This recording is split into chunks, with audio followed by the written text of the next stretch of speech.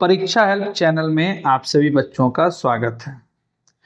पिछले क्लास हम लोग इंट्रोडक्शन संबंधित वीडियो बनाए थे जो कि कक्षा 11वीं एवं 12वीं दोनों के बच्चों के लिए महत्वपूर्ण है। कक्षा 11वीं के बच्चों के लिए भी इंट्रोडक्शन महत्वपूर्ण है और कक्षा 12वीं के बच्चों के लिए भी इम्पोर्टेंट महत्वपूर्ण है। देश के किसी भी कोने में हिंदी माध्यम के जो भी बच्चे पढ़ रहे हैं उनके लिए ये नोट्स बहुत ही कारगर साबित होगा। प्रयास हम लोगों की तरफ से किया गया है शॉर्ट समरी के रूप में पूरे हद तक हर एक चीजों को कवर किया जाए। अभी भी यदि कुछ छूट रहा है तो आप लोग अपने जरूर से जरूर कमेंट सेक्शन में कमेंट करें। तो आइए आज हम लोग शुरू करते हैं इंट्रोडक्शन का नेक्स्ट वीडियो नंबर 2। जैसा कि आप लोगों को जो पिछले वीडियोस को देखे हैं वो एक बार, जो नहीं देखे हैं वो जाके देख लें, जो देखे हैं उनको पता है कि व्यष्टि अर्थशास्त्र और समष्टि अर्थशास्त्र में हम लोगों ने उसकी जो मूलभूत चीज है वो चीज पढ़ी। और हमने पिछला वीडियो में आपको ये भी बताया था कि छोटे लेवल पर एक्चुअल स्टडी करना व्यष्टि कहलाता है और बड़े लेवल पर स्टडी करना समष्टि कहलाता है। तो आज क्या है ना, बिहार बोर्ड, झारखंड बोर्ड, इन स्टेट बोर्ड के बच्चों को बहुत ही महत्वपूर्ण एक चीज पूछा जाता है, व्यष्टि तथा समष्टि अर्थशास्त्र में अंतर। तो आइए इन चीजों को हम लोग समझें कि व्यष्टि और समष्टि अर्थशास्त्र में क्या अंतर है। लेकिन अंतर को समझने से पहले हम लोगों को ये समझना होगा कि एक्सप्रेस कैसे करना है एग्जामिनेशन में। तो आइए एक्सप्रेस को समझते हैं। तो एक्सप्रेस अब जो है ना, आप लोग बच्चा नहीं, एक्सप्रेस जो करना है वो करना है आधार के रूप में। पहले आप लोग आधार लिखिए, टीचर को दिखाइए किस आधार पर हम लोग व्यष्टि और समष्टि को अंतर कर रहे हैं। फिर व्यष्टि अर्थशास्त्र एक तरफ, फिर एक तरफ समष्टि अर्थशास्त्र। जो महत्वपूर्ण बिंदु है हम लोग के द्वारा ये प्रयास किया जाएगा, मेरे द्वारा ये प्रयास किया जाएगा कि हम लोग उसको हाईलाइट कर दें और उस महत्वपूर्ण बिंदु को आप जरूर से जरूर अच्छे से ध्यान से देख लें। मल्टीपल चॉइस क्वेश्चन के लिए हो सकता है वो महत्वपूर्ण प्रश्न आपको एग्जामिनेशन पेपर में देखने को मिल जाए। तो सबसे पहला सवाल है अर्थ क्या है, किस अर्थ के आधार पर हम लोग व्यष्टि और समष्टि को अंतर करते हैं दोनों को। तो लिखा है कि अर्थशास्त्र की वह शाखा जिसके अंतर्गत केवल व्यक्तिगत इकाई से संबंधित आर्थिक क्रियाओं का अध्ययन किया जाता है। तो हम लोग पिछला क्लास में हम आपको बताए थे कि जब किसी एक व्यक्ति विशेष का हम लोग बात करें, किसी एक व्यक्ति विशेष का हम लोग बात करें, मान लीजिए कि कोई व्यक्ति XYZ है, तो जब हम लोग इस व्यक्ति विशेष का बात कर रहे हैं तो इस व्यक्ति के द्वारा मांग, बाजार में जाकर के क्या मांग रहा है, क्या खरीद रहा है, इस चीज का यदि हम लोग एक्चुअल बात करें तो हम लोग इस चीज का स्टडी एक्चुअल क्या कहेगा, व्यक्तिगत इकाई का यदि अध्ययन हो रहा है तो इसको हम लोग कहेंगे व्यष्टि अर्थशास्त्र। तो कहने का तात्पर्य यह है कि अर्थशास्त्र की वह शाखा, यानी इकोनॉमिक्स का बहुत सारा ब्रांच है, जो मेन ब्रांच है वो माइक्रो और मैक्रो है। तो इकोनॉमिक्स के जिस ब्रांच में हम लोग एक व्यक्ति का बात करें, एक व्यक्ति क्या खा रहा है, क्या पी रहा है, क्या खरीद रहा है, क्या बेच रहा है, इस चीज का यदि हम लोग स्टडी कर रहे हैं तो एक्चुअल हम लोग यह कहलाएगा व्यष्टि अर्थशास्त्र। समष्टि अर्थशास्त्र क्या, तो समस्त अर्थव्यवस्था का यदि हम लोग बात करें, एक संपूर्ण अर्थव्यवस्था में क्या खरीद हो रहा है, क्या बिक्री हो रहा है, क्या मांग हो रहा है, क्या पूर्ति हो रहा है, इसकी बात यदि कहलाए तो ये कहलाएगा समष्टि अर्थशास्त्र। अर्थशास्त्र की वह शाखा जिसके अंतर्गत संपूर्ण अर्थव्यवस्था के स्तर पर आर्थिक क्रिया के आगे आके हम लोग देखेंगे आर्थिक क्रिया क्या है। अभी तत्काल यहाँ पर आप समझ लें कि संपूर्ण अर्थव्यवस्था की आर्थिक क्रियाओं का बात हो तो वो चीज का पढ़ाई होगा समष्टि अर्थशास्त्र में। अध्ययन क्षेत्र क्या है, तो भैया सिंपल सा बात है, क्योंकि एक व्यक्ति की बात की जा रही है, XYZ कोई पर्सन की बात की जा रही है, तो छोटे लेवल पर यदि हम लोग अध्ययन करते हैं तो वह कहलाता है संकुचित क्षेत्र। असंकुचित क्षेत्र का बात होगा तो वहां पर आएगा व्यष्टि अर्थशास्त्र। लेकिन एक बड़े लेवल का यदि बात होगा तो वह कहलाएगा समष्टि अर्थशास्त्र। आइए उपकरण क्या है, तो एक बहुत ही इंपॉर्टेंट पॉइंट इसके वजह हम हाईलाइट कर देते हैं इस पॉइंट को कि जहां पर भी मांग एवं पूर्ति की बात हो, डिमांड और सप्लाई की बात हो, तो एक व्यक्ति क्या मांग रहा है उसके बदले उसका क्या पूर्ति हो रहा है। सर मांग क्या है, आगे आकर के एक सेपरेट चैप्टर आपको डिमांड का मिलेगा, एक सेपरेट चैप्टर आपको पूर्ति का मिलेगा, सप्लाई का मिलेगा। तो एक व्यक्ति क्या मांग रहा है, अपनी आवश्यकताओं की पूर्ति, अपनी आवश्यकताओं को संतुष्ट करने के लिए हम लोग कुछ ना कुछ मांगते हैं।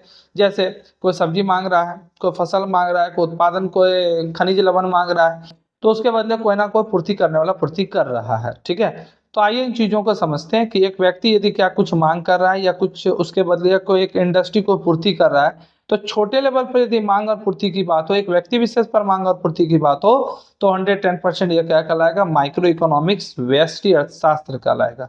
लेकिन देश का बात जब होगा तो देश में क्या बात होता है, तो सामूहिक मांग होता है। यानी एक देश की जितने भी लोग हैं वो क्या मांग रहे हैं, उनके द्वारा क्या बचत किया जा रहा है, उनके द्वारा क्या इन्वेस्टमेंट निवेश किया जा रहा है। तो एक व्यक्ति क्या बचत करेगा, तो ये हो गया व्यष्टि अर्थशास्त्र। एक देश के हर लोग कितने बचत कर रहे हैं, कितने निवेश कर रहे हैं, ये कहलाएगा समष्टि अर्थशास्त्र। वैकल्पिक नाम क्या है, क्या किस व्यष्टि अर्थशास्त्र को किसी अन्य नाम से जाना जाता है, तो हाँ, व्यष्टि अर्थशास्त्र को जाना जाता है कीमत सिद्धांत के नाम से भी। एमसीक्यू वाले बच्चे इस चीज को एकदम ध्यान से याद कर लेंगे। अब सवाल उठता है आपके मन में रहेगा, कीमत सिद्धांत के नाम से क्यों किया जाना जाता है, क्या कारण है कि व्यष्टि अर्थशास्त्र कीमत सिद्धांत के नाम से जाना जाता है। तो देखिए इसको समझते हैं। देखिए कीमत सिद्धांत का तात्पर्य होता है क्या, तो कीमत सिद्धांत का तात्पर्य होता है जैसे हम यदि किसी सामान को खरीदने के लिए मार्केट जाते हैं या आप किसी सामान को खरीदने के लिए मार्केट जाते हैं, तो हम लोग हमेशा किसी भी वस्तु का प्राइस टैग को देखते हैं, क्योंकि प्राइस यदि सस्ता होगा तो 120% हम उसका डिमांड करेंगे। यदि प्राइस महंगा होगा, हो सकता है कि हमारे औकात से वो चीज परे है तो हम उस चीज का डिमांड नहीं करेंगे। दैट्स मीन प्राइस तो हम लोग देखते ही हैं। अमीर से अमीर व्यक्ति भी प्राइस देखता है, यदि उसका औकात से नीचे का सामान होगा तो वो नहीं लेगा, औकात से ज्यादा का सामान होगा या औकात के बराबर सामान होगा तो उस चीज को परचेस करेगा।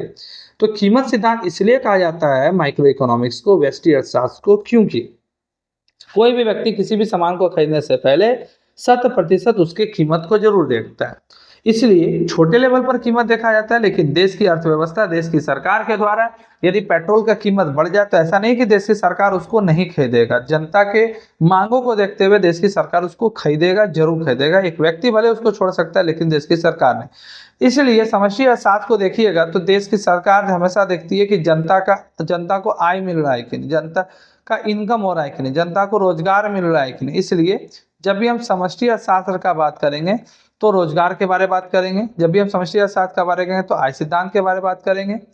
तो ये जो बहुत इंपॉर्टेंट पॉइंट है जो हम अंडरलाइन कर दिए हैं। यदि आपसे पूछे व्यष्टि अर्थशास्त्र का वैकल्पिक नाम तो आप बताइएगा, तुरंत देखिएगा कि एक व्यक्ति क्या देखता है, कीमत देखता है, कीमत सिद्धांत।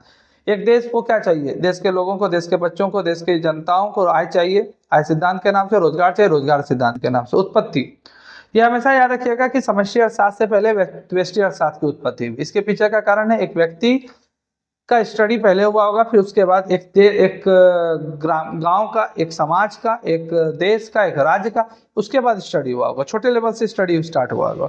तो इसका, लेकिन समष्टि अर्थशास्त्र को बताने वाले व्यक्ति एक बहुत बड़े अर्थशास्त्री जॉन मिनार्ड कीन्स थे। एक बहुत बड़े अर्थशास्त्री जॉन मिनार्ड कीन्स थे, और यही वजह है कि मैक्रो इकोनॉमिक्स का फादर कहा जाता है जॉन मिनार्ड। होल इकोनॉमिक्स का यदि फादर बोला जाए तो पूरे के पूरे इकोनॉमिक्स का फादर भले हम कह सकते हैं एडम स्मिथ।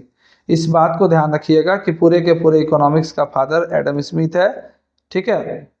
लेकिन जब बात होगा मैक्रो इकोनॉमिक्स का तो मैक्रो का हो जाएगा जॉन मिनार्ड कीन्स, और जब बात होगा माइक्रो का, स्पेशल आपसे पूछा जाए व्यष्टि अर्थशास्त्र, तो व्यष्टि अर्थशास्त्र के पिता है मैडम स्मिथ। और पूरे के पूरे इकोनॉमिक्स का पिता का बात करेगा तो पूरे के पूरे इकोनॉमिक्स के पिता है जॉन एडम स्मिथ, और मैक्रो इकोनॉमिक्स के पिता कहा जाए तो John Maynard Keynes, JM Keynes. इसके बारे में और ज्यादा आगे हम लोग जानकारी लेंगे कि जॉन मिनार्ड कीन्स कौन थे, जॉन मिनार्ड मीन्स के द्वारा कौन सा थ्योरी लिखा गया था, इन सब चीजों का हम लोग आगे आके पढ़ेंगे। चलिए, अब क्या है एक व्यक्तिगत गृहस्थ। गृहस्थ का मतलब जो घर में रहता है, जो घर हाउस होल्ड है। ये एक्चुअल यदि कुछ नमक का मांग कर रहा है, ठीक है, यदि यह नमक का मांग कर रहा है तो एक छोटा सा चीज का बात हो रहा है, तो यहाँ पर हम कहेंगे व्यष्टि अर्थशास्त्र। देखिए देश के में जितने भी लोग हैं वह जितने भी सामान को खरीद रहे हैं, जितने भी सामान को बेच रहे हैं, जितने भी सामान में निवेश कर रहे हैं, उन सभी चीजों का बात हो तो वह कहलाएगा एक्चुअल में क्या, तो वह कहलाएगा आपका समष्टि अर्थशास्त्र। यानी एक देश की जनता के द्वारा जितने भी चीज की मांग हो रही है, सामूहिक मांग, या एक देश में जितने भी उद्योगपति हैं जो उनकी पूर्ति कर रहा है, सामूहिक पूर्ति, ये सब कहलाएगा समष्टि अर्थशास्त्र। उम्मीद करता हूं कि आप व्यष्टि और समष्टि को बेहतर तरीके से समझ गए होंगे। यदि कोई आपत्ति है तो आप हमके कमेंट सेक्शन में कमेंट कर सकते हैं। आइए अब हम लोग समझते हैं आर्थिक क्रिया। ऊपर हम लोग देखे थे आर्थिक क्रिया। आर्थिक क्रिया क्या है, तो देखिए वैसी क्रियाएं जिस क्रिया से वास्तविकता में हम लोगों का संतुष्टि प्राप्त हो। हम लोग जो सीमित साधन है उसका प्रयोग करके ज्यादा से ज्यादा प्रयास करते हैं कि संतुष्ट हो सके। यानी हर वह क्रिया जिस क्रिया से कहीं ना कहीं संतुष्टि मिले, सीमित साधनों के प्रयोग से आर्थिक 110% क्या हो, अर्थ का लाभ हो, ठीक है। तो वैसी क्रिया जिसका संबंध आवश्यकताओं की संतुष्टि के लिए सीमित साधनों के प्रयोग से आर्थिक क्रियाएं कहलाती है। जैसे उदाहरण स्वरूप उत्पादन एक आर्थिक क्रिया, उपभोग एक आर्थिक क्रिया, विनिमय एक आर्थिक क्रिया, निवेश एक आर्थिक क्रिया। आइए आगे थोड़ा सा और समझते हैं। देखिए एक बहुत ऐसा इंपॉर्टेंट है, कई क्लासों में economic activity non economic activity में डिफरेंशिएट नहीं कर पाता है बच्चा, देखिए, इकोनॉमिक एक्टिविटी मतलब होता है हर वह क्रिया जिस क्रिया से कहीं ना कहीं हमारी आवश्यकताओं की संतुष्टि डायरेक्ट होती है, उसे हम लोग इकोनॉमिक एक्टिविटी कहते हैं। और नॉन इकोनॉमिक एक्टिविटी, जैसे कि एक माँ अपने बेटे से प्यार कर रही है, तो वो नॉन इकोनॉमिक एक्टिविटी है। एक छोटा सा लड़का एक बुजुर्ग व्यक्ति को यदि रोड से ई पार से वो पार कर रहा है हाथ पकड़ के, तो वो नॉन इकोनॉमिक एक्टिविटी, वो आर्थिक क्रिया के उदाहरण नहीं है। एक एक बात को समझिए। एक ड्राइवर यदि कार चला रहा है तो वो एक आर्थिक क्रिया का उदाहरण है 110%। एक दर्जी यदि कपड़े को सिल रहा है तो वो आर्थिक क्रिया का उदाहरण है। एक रेस्टोरेंट में यदि वेटर खाना सर्व कर रहा है तो वो आर्थिक क्रिया का उदाहरण है। तो हम लोग आर्थिक क्रिया, इकोनॉमिक एक्टिविटी और आर्थिक क्रिया, नॉन इकोनॉमिक एक्टिविटी को डिफरेंशिएट समझते हैं, ठीक है। अब क्या है ना, कुछ ऐसी भी क्रियाएं हैं जिन क्रियाओं से एक्चुअल आय का सृजन नहीं होता है, जैसे उदाहरण स्वरूप उपभोग। वास्तविकता में ना हम लोग इसी चीज को करने के लिए यहाँ पर हम मनुष्य जितने भी हैं, जो भी, चाहे हम हो आप हो, कोई भी आर्थिक क्रिया कर रहे हो, चाहे कोई किसान यदि उत्पादन कर रहा है, कोई टाटा बिरला अंबानी भी यदि किसी सामान को उत्पादन कर रहा है, उद्योगपति के द्वारा उत्पादन हो रहा है, खरीद बिक्री हो रहा है, सामान का क्रय विक्रय हो रहा है, कहीं इन्वेस्टमेंट किया जाता है कि भविष्य उससे लाभ की पूर्ति हो सके। ये सब हम लोग इसलिए करते हैं क्योंकि हम लोग उपभोग कर सकें। सबसे पहला सवाल, उपभोग क्या है? हम कपड़ा पहन रहे हैं, एक उपभोग की क्रिया। हम खाना खा रहे हैं, एक उपभोग की क्रिया। हम बाइक से चल रहे हैं, एक उपभोग की क्रिया। हम कहीं घूमने जा रहे हैं, एक उपभोग की क्रिया। हम लोग हर वह काम एक्चुअल इसलिए करते हैं क्योंकि हम लोग उपभोग कर पाए, कंजप्शन कर पाए, ठीक है। तो सबसे पहला सवाल याद रखिएगा, हर आर्थिक क्रियाएं कहीं ना कहीं अर्थ कहने का तात्पर्य पैसे को जरूर कहीं ना कहीं सृजन करती है, लेकिन एक ऐसी आर्थिक क्रियाएं जो पैसे का सृजन नहीं करती है। मनुष्य हर अर्थ काम इसलिए करता है क्योंकि वह वास्तविकता में उपभोग की क्रिया को जारी रख सके, कंजप्शन की क्रिया को जारी रख सके। तो आइए, उत्पादन क्या, प्रोडक्शन क्या। देखिए, यहाँ पर जो उदाहरण दिया गया, इसके बाद माइक्रो इकोनॉमिक्स व्यष्टि अर्थशास्त्र में हम लोग पढ़ेंगे उत्पादन प्रोडक्शन। यहाँ जो उदाहरण दिया है आप इसको पढ़ लीजिए, समझ लीजिए, लेकिन हम इसको अच्छे तरीके से समझा देते हैं। देखिए, उत्पादन क्या, जंगल में लकड़ी पड़ा हुआ है, एक रॉ मटेरियल है। उस रॉ मटेरियल से यदि हम क्या करते हैं भैया, तो उस रॉ मटेरियल से हम लोग काम करते हैं। एक कुम्हार है, एक लकड़ी से कुछ सामान बनाने वाला व्यक्ति है। मान ली कि मिट्टी पड़ा हुआ है, एक कुम्हार क्या करता है, उस मिट्टी को लेता है, उस मिट्टी से एक मिट्टी का बहुत अच्छा बर्तन बना लेता है। तो मिट्टी हो गया उस कुम्हार के लिए रॉ मटेरियल, ठीक है। और मिट्टी से बना हुआ जो बर्तन है वो उसके लिए हो गया फिनिश गुड्स। तो आइए समझते हैं पहले उत्पादन क्या है। तो देखिए, जंगल में पड़ा हुआ है लकड़ी, एक बढ़ई मिस्त्री उस लकड़ी को उठाता है और उस लकड़ी को उठा करके अपने तकनीक का, अपने बुद्धिमत्ता का, अपने सोच का इस्तेमाल करके बहुत अच्छा उससे दीवान पलंग बना देता है, बेंच बना देता है, डेस्क बना देता है। तो हर वह क्रिया एक्चुअल हम उत्पादन कहेंगे जिससे, जैसे रॉ मटेरियल को फिनिश गुड्स में कन्वर्ट करते हैं, ठीक है। तो इस चीज को समझिएगा, रॉ मटेरियल को यदि हम, रॉ मतलब होता है कच्ची सामग्री, कच्ची सामग्री को यदि हम तैयार माल में बदल दें, फिनिश गुड्स में यदि बदल दें, ठीक है, फिनिश गुड्स में यदि हम बदल दें, तैयार माल में बदल दें, तो रॉ मटेरियल यदि फिनिश गुड्स में बदला गया, इस चीज को समझना है। रॉ मटेरियल यदि फिनिश गुड्स को बदला गया, तो रॉ मटेरियल यदि फिनिश गुड्स में बदल गया, तो बीच में जो भी हम प्रोसेस अपनाते हैं उस प्रोसेस को एक्चुअल में हम उत्पादन करते हैं। कहने का था, किसान बीज लाता है, बीज को बोता है, बीज को बोने के बाद जो भी प्रोसेस अपनाता है, समय समय पर पानी देता है, समय समय पर खाद देता है, अपने फसल की रक्षा करता है। उसके बाद जाकर के जब फसल तैयार होती है तो फसल को काटता है, और काटने के बाद ये कहता है कि हम चावल का, हम गेहूं का, हम सरसों का, हम तिलहन का उत्पादन किए। तो यहाँ वास्तविकता में उत्पादन का मतलब समझिए, बीज से लेकर फसल तक के बीच के प्रोसेस को एक्चुअल में उत्पादन करते हैं। जो जो काम किया गया, बीज को डाला गया, बीज को डालने के बाद फसल जो भी उपजा उसका देखरेख किया गया, उसमें समय समय पर खाद दिया गया, उसको समय समय पर प्रयास किया गया कि उसमें किसी प्रकार का कीड़ा ना लगे, उसके लिए कीटनाशक दिया गया। तो बीच में जो भी प्रोसेस अपनाए उसी प्रोसेस को एक्चुअल में लोग उत्पादन करते हैं। तो कोई भी व्यक्ति, कोई भी मनुष्य उत्पादन की क्रिया को क्यों करता है? क्योंकि वो उत्पादन की क्रिया के फलस्वरूप जो सामान उत्पादित होता है उसको बेचता है मार्केट में, और मार्केट में बेचने के बाद उससे पैसा अर्जित करता है। इसलिए उत्पादन एक आर्थिक क्रिया है। किसी वस्तु में उपयोगिता का सृजन, एक बहुत बड़ा पॉइंट है उपयोगिता का सृजन। इस चीज को समझना है आप लोग को। उपयोगिता का तात्पर्य क्या, आगे आकर के हम लोग इस चीज को और पढ़ेंगे बेहतर तरीका से। उपयोगिता का सृजन एक बहुत ही महत्वपूर्ण है पॉइंट है। देखिए वास्तविकता में उपयोगिता का तात्पर्य क्या है, यूटिलिटी का मतलब क्या है। यदि हम लोग पानी पी रहे हैं तो वास्तविकता में हम लोग पानी पी रहे हैं क्यों, तो अपने प्यास को बुझाने के लिए। तो पानी की उपयोगिता है प्यास को बुझाने के लिए। हम लोग मीठा खा रहे हैं तो मीठा क्यों खा रहे हैं, तो मीठा खा रहे हैं मिठास पाने के लिए। तो मिठाई में जो एक्चुअल मिठास है वो एक्चुअल उसकी क्या उपयोगिता है, उसकी यूटिलिटी है। तो हर सामान के कुछ ना कुछ उपयोगिता है, हर सामान का कुछ ना कुछ यूजेज है, कुछ ना कुछ यूटिलिटी है। वास्तविकता में हम मनुष्य एक्चुअल क्या करते हैं ना, तो उसी की उपयोगिता को प्राप्त करने के लिए कुछ ना कुछ नया बनाते हैं, सृजन करते हैं, ठीक है, अथवा वृद्धि करना या उसकी उपयोगिता की वृद्धि। जैसे जंगल में पड़ा हुआ लकड़ी ऑलमोस्ट उपयोगी है, लेकिन एक बढ़ई मिस्त्री उस लकड़ी की यूटिलिटी को बढ़ा देता है और यूटिलिटी को बढ़ा करके कहता है कि हम यह सामान का उत्पादन किए, ठीक है। तो वास्तविकता में देखा जाए तो मनुष्य किसी भी सामान को उत्पादित नहीं कर सकता। मनुष्य क्या करता है, एक सिर्फ और सिर्फ उसके रंग, उसके रोगन को चेंज करता है, ठीक है। एक एक चीज को समझना है आपको। तो कहता है कि किसी वस्तु में उपयोगिता का सृजन अथवा वृद्धि करना उत्पादन कहलाता है। दूसरे शब्दों में उत्पादन वह आर्थिक क्रिया है जिसके द्वारा वस्तु में उपयोगिता का सृजन होता है। जैसे कारपेंटर द्वारा लकड़ी का सामान बनाना या टेलर द्वारा कपड़े का निर्माण करना, ये सब का सब एक उत्पादन का उदाहरण है। उपभोग क्या है, कंजप्शन किसे कहते हैं, एक एक चीज को समझते हैं। तो उपभोग क्या है, तो वस्तु अथवा सेवा में निहित उपयोगिता का उपभोग। जैसे कोई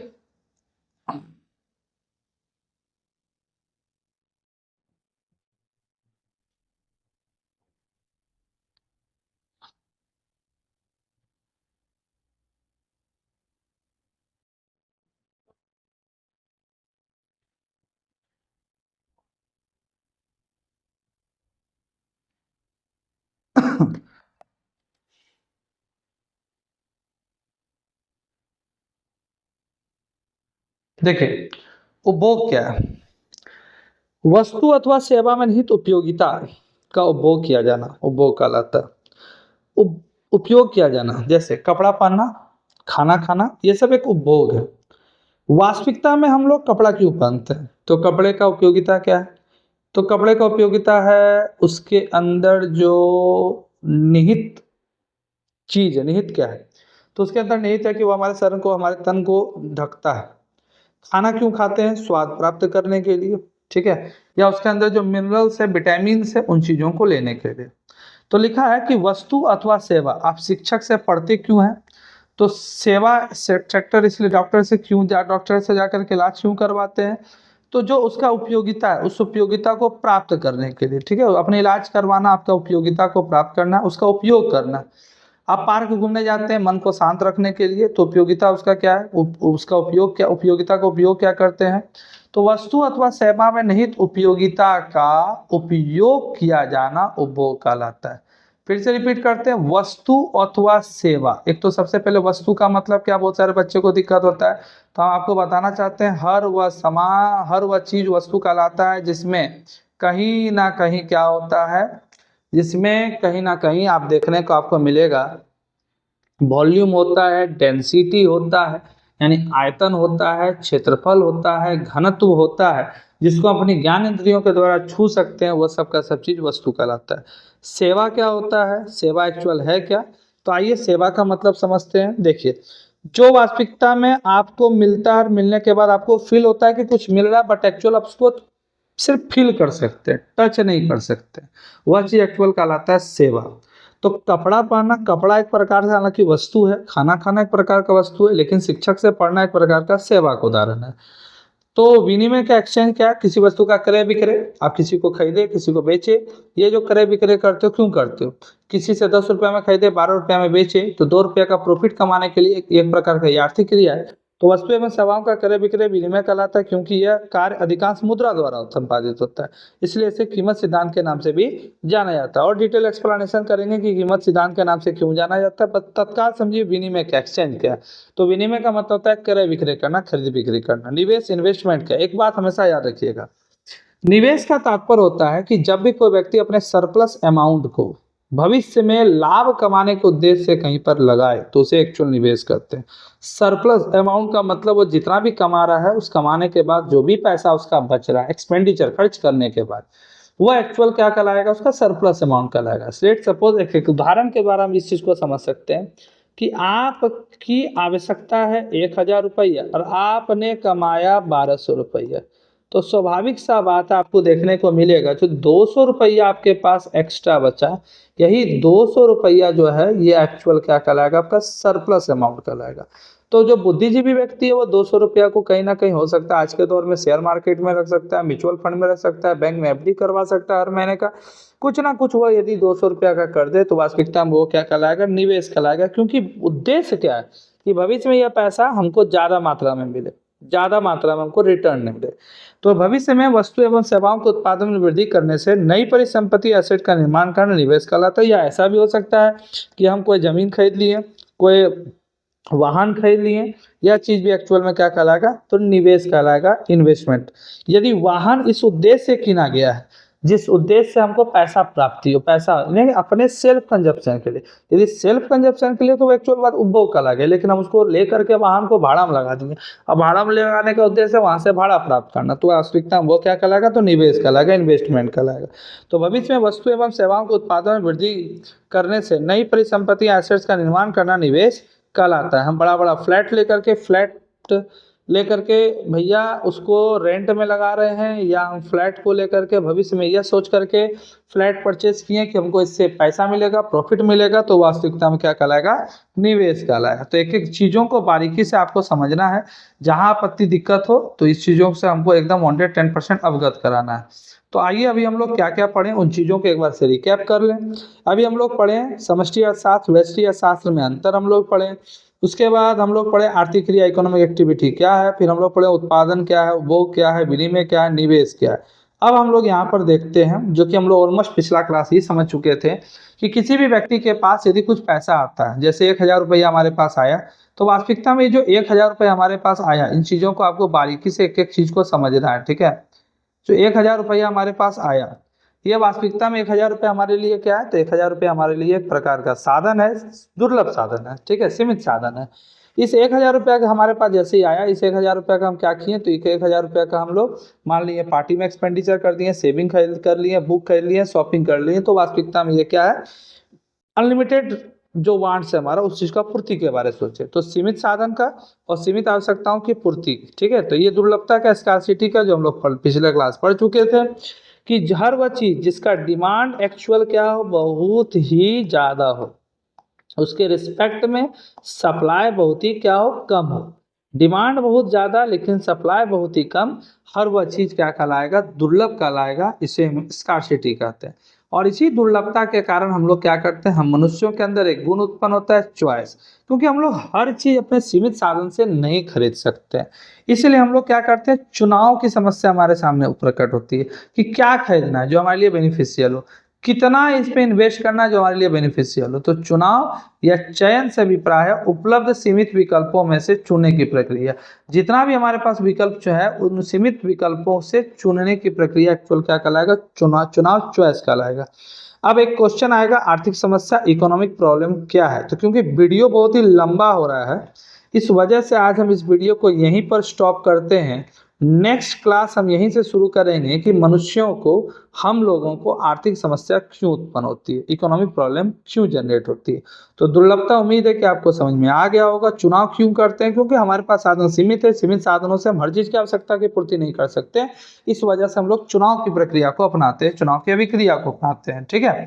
तो हम लोग यहाँ पर उम्मीद करते हैं कि आपको समझ में आया होगा। यदि समझ में आएगा तो कोशिश कीजिए लोगों तक जोड़ने का, जितना आप सपोर्ट कीजिएगा वीडियो और क्वालिटी अच्छा होगा, एक्सप्लेनेशन और तगड़ा होगा, ठीक है। इसके लिए धन्यवाद कि आप लोग सपोर्ट करिएगा, और उम्मीद है कि आपको अच्छा लग रहा है। अच्छा लग रहा है तो कमेंट करिए, कोशिश कीजिए चैनल को लाइक, वीडियो को लाइक करने का और सब्सक्राइब करने का, ठीक है। फिर आगे हम लोग यहाँ से नेक्स्ट क्लास बढ़ेंगे। नेक्स्ट क्लास वीडियो भी तुरंत आएगा, जल्दी आएगा, कल ही आएगा। आज के लिए धन्यवाद।